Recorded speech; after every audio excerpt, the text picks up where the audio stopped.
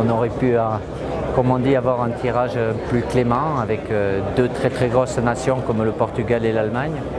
Ben, on fait partie du groupe le plus difficile de ces 6 groupes, donc avec la qualité que l'on connaît pour les avoir souvent rencontrés, que ce soit les Allemands ou les Portugais, évidemment ça augmente les difficultés, mais ça les augmente aussi pour eux. Ils ne sont pas plus contents d'avoir la France dans leur groupe, en attendant l'identité du dernier adversaire qu'on connaîtra au mois de mars. Au moins on sait déjà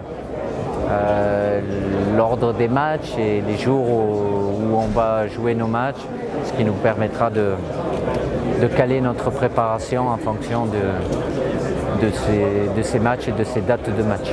On commence par en France-Allemagne, c'est ça? Oui, à Munich, oui, le 16 en principe.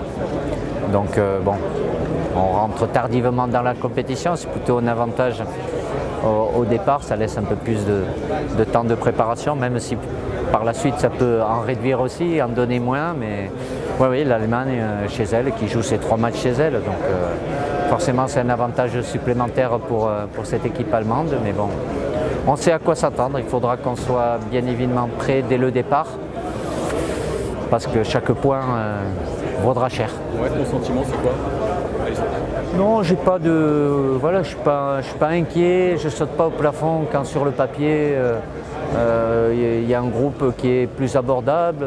Évidemment qu'on aurait pu avoir des adversaires qui ont un vécu et une expérience moins importante que dans l'équipe d'Allemagne ou l'équipe du Portugal, qui a gagné des trophées très récemment dans les dernières compétitions. Donc, mais au-delà de ça, on se connaît bien.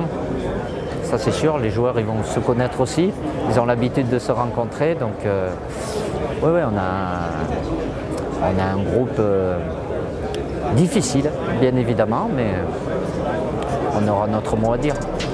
Merci.